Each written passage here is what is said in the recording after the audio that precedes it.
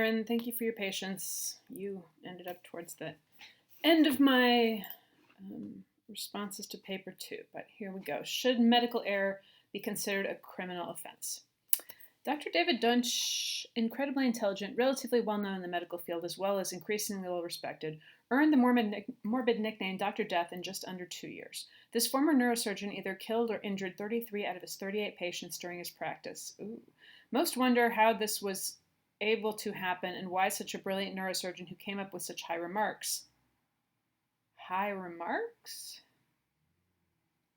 I don't know what that means. Could have killed anyone during surgery. Maybe you mean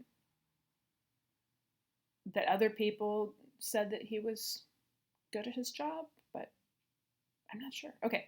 But a mixture of drugs and narcissism proved the majority wrong when he was prosecuted for gross malpractice in 2017. How was this doctor able to escape punishment for medical malpractice and harm so many people? On the opposite side, there are countless other doctors who have been sued for doing absolutely nothing wrong during procedures. The common phrase in medical school, if a student becomes a doctor, they're going to get sued at least once. The common phrase in medical school is that if a student becomes a doctor, I feel like maybe more than the common phrase, it's like the conventional wisdom maybe would make more sense there. Like, it's just a thing people say and everyone's kind of like, this is true. Where is the line between being sued for minor or non-existent problems and not being sued for hurting patients? The goal of this paper is to accurately analyze, you mean, so you can fix that, analyze and gain insight into about the controversy surrounding punishment for medical error. Cool. Introductions are so hard. I just really hate that I have to comment on them first. But the first sentence, maybe I just felt like there were just too many words. That sounds so rude to say. But yeah, that I think you could cut back some of the descriptions of him, or maybe even start with this former David Duchovny, a neurosurgeon, either killed or injured 33 out of 38. I'm wondering, I think I've listened to a podcast about this. Have I? Maybe. Okay, moving on. Injuries and death due to medical error have been happening since doctors have been practicing. Although most cases weren't filed or considered medical error before 1800s. Weren't filed? Although most cases weren't filed. Okay, so most people didn't sue, is what you're saying, I think, right? Because it can't be a case if it hasn't been, if they haven't done anything about it. I guess that's what's messing me up. Okay, little fix there. In fact, death due to medical error in the 1800s was the leading cause of death. This is mostly due to the fact that most doctors carried bone-cutting saws, but didn't necessarily believe in washing their hands. I love it. You don't need the apostrophe there in saws, though. Apostrophes in English are just unbearably weird, and yeah, nothing belongs to the saw, so you don't need an apostrophe. You're just talking about multiple saws. Medical malpractice suits first appeared in the 1800s, although they were exceedingly rare. A few of the primary reasons medical error was brought to attention during this time was because of patient complaints and incident reports. One such study from a peer-reviewed journal called New Medical Malpractice Statistics aims to prove the exact amount or close to it of the number of patients affected by medical malpractice during that time. For example, most of the medical error accounted for in the 1800s was only noted due to incident reports from the IRS, Incident Reporting System, and patient complaints. Wow, what's the IRS? Definitely, I want to know about that. Even if just like one sentence. Like, who ran that? Was it doctors who ran that, or the government? Or I would guess it was doctors, but I don't know. In this study, researchers broke down and compared the number of incident reports to the number of patient complaints with the same topic. It was found that the majority of complaints were due to either personal behavior from their physician or due to the clinical process. How are those different?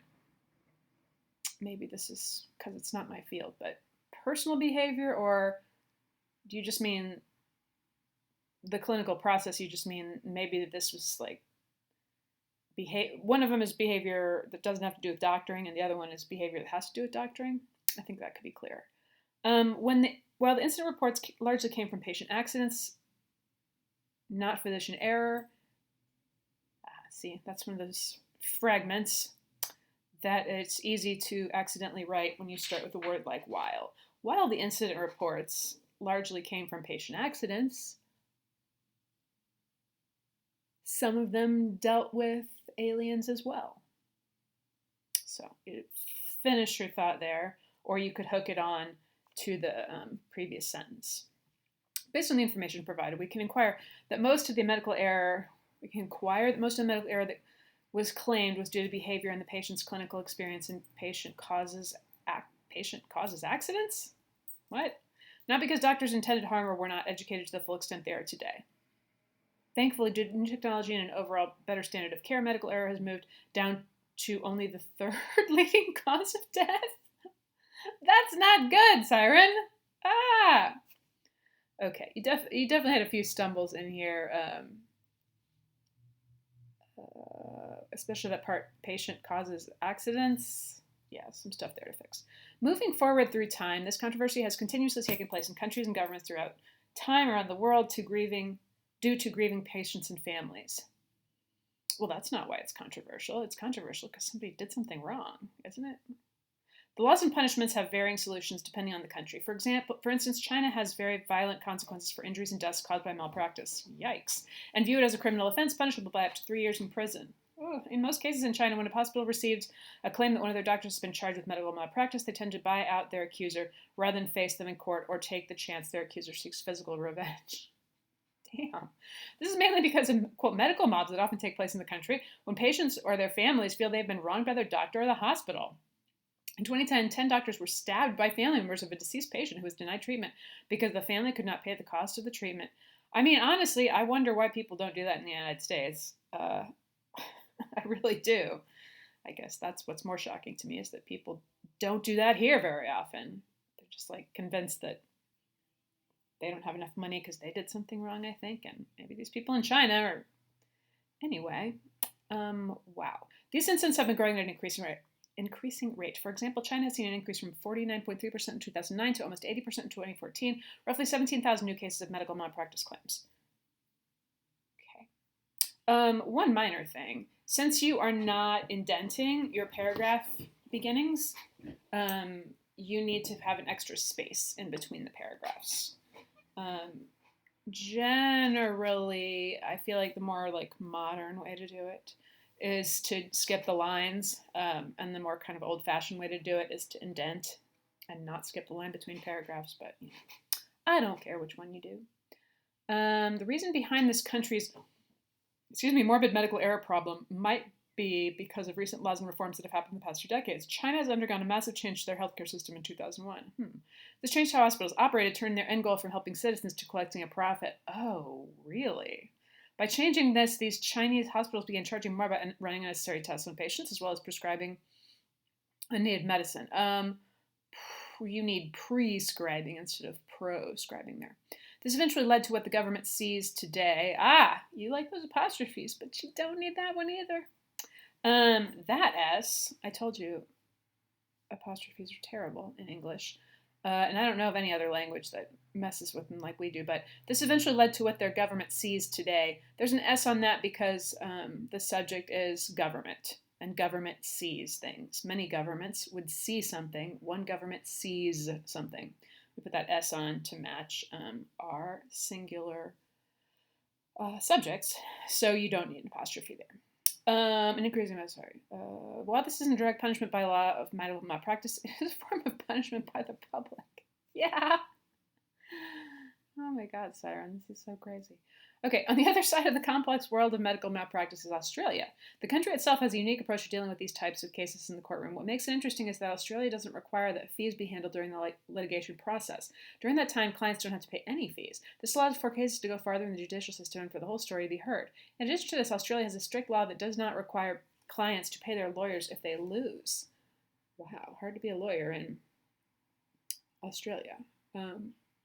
Some American lawyers work like that, I know, but the law no win, no pay also does a great job protecting doctors from malpractice suits because lawyers will be more careful in what cases they choose. Australia also views medical malpractice as civil offense comparable to personal injury, unlike China, who views it as criminal. In conclusion, Australia is a considerable place to practice. A considerable place? To Practice for doctors who are seeking better protection against these claims. Yeah, I don't know what that means. You can fix that. Considerable. I think you mean something else. The country also adds to the benefit of more cases going to trial. You meant there. They don't go to trail, I hope. Allowing both sides to be heard in front of a jury, allowing people filing these claims a chance at justice if it is deserved. Healthcare in the United States has always been a hard topic. Whoa, that feels like a new paragraph. Healthcare in the United States has always been a hard topic due to the increasing cost of healthcare, private companies, and profit. However, when it comes to medical malpractice, it is almost common knowledge to understand that most doctors get sued at least once during their practice. You already said that. So I would take this one out. I like these examples that you're giving, comparing with the completely insane stuff in China and then Australia, which makes me wonder about, maybe you'll get into this, like the values of different cultures and how that affects how they want to look at something like this. Even though most physicians might be sued one time or another, they also win 90% of cases with weak evidence supporting malpractice. Oh, and this is Americans, right? Okay, I would be helped by starting a new paragraph with the United States. If medical error is the third leading cause of death in the United States, why are patients claiming malpractice not winning more cases? Why are patients claiming malpractice not winning more cases?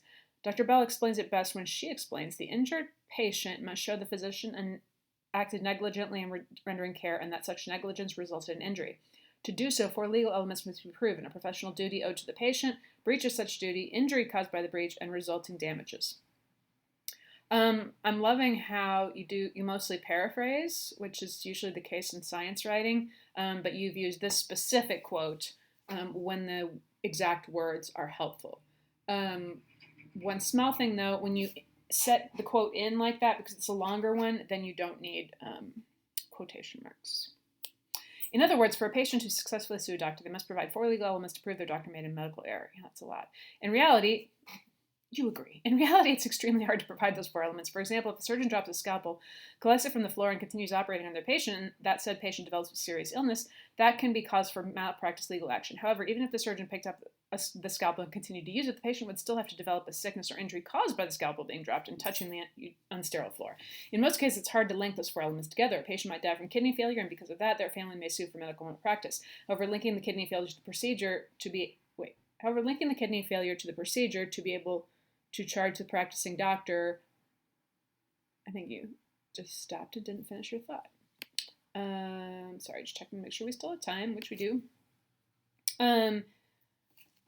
In conclusion, where do hospitals, lawyers, and judges draw the line for medical malpractice to be considered a criminal crime? And sure, it depends on the country as well as the evidence against the doctor in the hospital.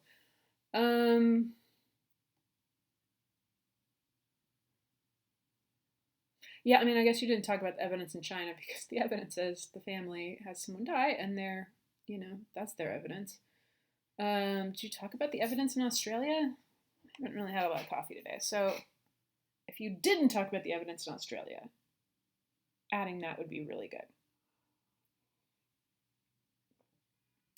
Some countries around the world even view even a hint of injustice to patients as a serial criminal offense, while others do more to protect doctors from receiving these lawsuits. The United States, I don't think you receive lawsuits. I think you like having to deal with these lawsuits or being the target of these lawsuits. The United States falls somewhere in between these black and white sides of this controversy. It's harder to convict a doctor of medical malpractice, but not impossible either. In the future, the goal is to be able to receive justice for crimes committed with malicious intent, for example, Dr. Dunch, as well as create a system where doctors are protected from patients seeking financial benefit. Cool. The one thing, okay, final things. Your works cited looks a little bit wonky. That last one's in some other font, and he needs to be straightened up.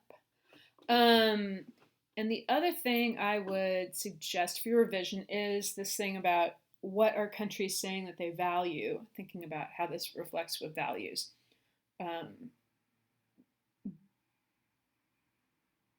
Yeah, I don't think I'll say anything else about that, right? In China, they handle it this way. Here we handle it our way. In Australia, we handle it that way. What does that suggest? And I mean, you don't have to know for sure, but what does that suggest might be the case about how these places have different values or different ways of looking at the problem?